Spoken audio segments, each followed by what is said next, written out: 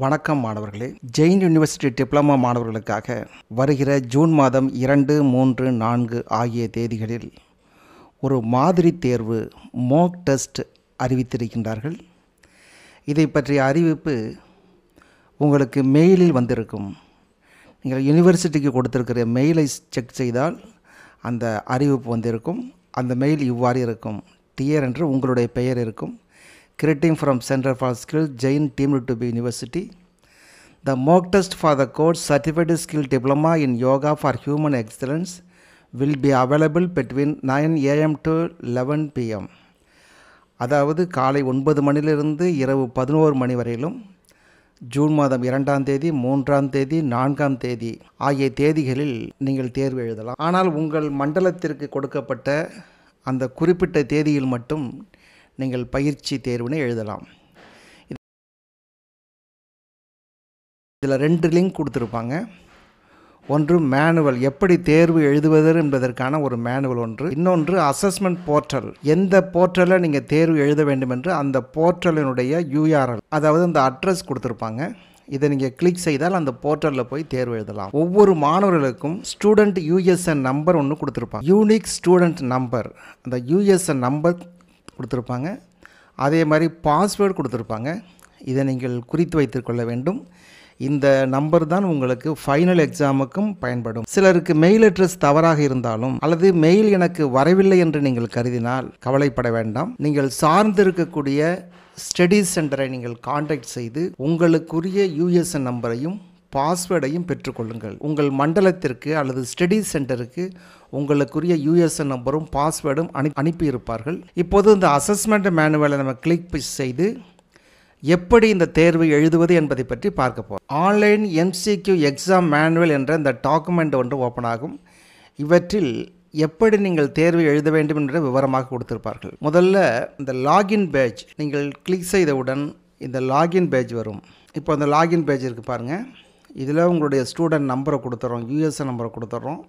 அதுக்கு பாஸ்வேர்டு உங்கள் date of birth, தேதி, அதற்கு அடுத்ததாக மாதம், அதற்கு அடுத்ததாக ஆண்டு, இவற்றை போட்டணும்.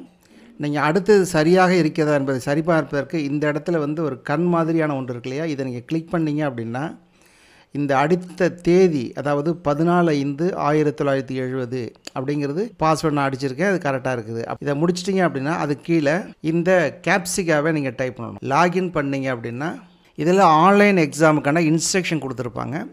இந்த இன்ஸ்ட்ரக்ஷனில் என்ன கொடுத்துருக்காங்க அப்படின்னா உங்களோட இன்டர்நெட் கனெக்ஷன் சரியாக இருக்க வேண்டும்.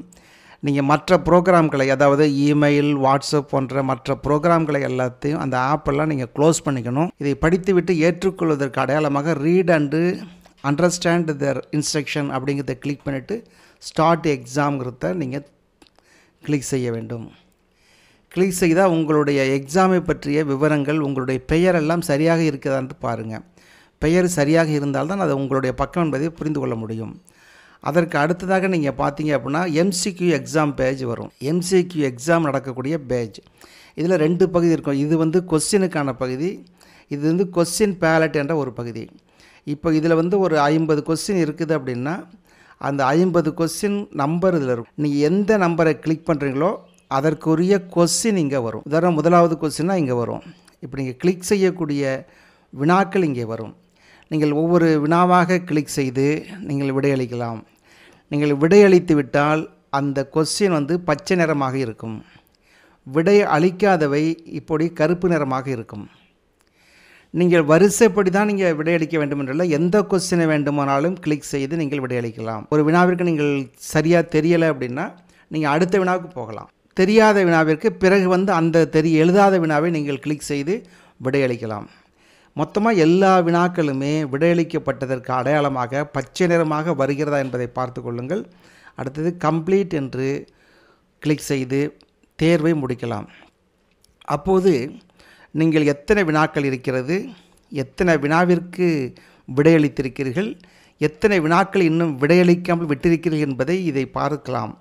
நீங்கள் ஏதாவது 2 வினாக்களுக்கு விடை அளிக்காமல் இருந்தால் அதை இப்போது விடையளிக்க வேண்டும் என்று எழுதினால் நீங்கள் பேக் டு எக்ஸாம் பேஜ் என்பதற்கு கிளிக் செய்து நீங்கள் இந்த பகுதிக்கு சென்று மறுபடியும் விடையளிக்கலாம்.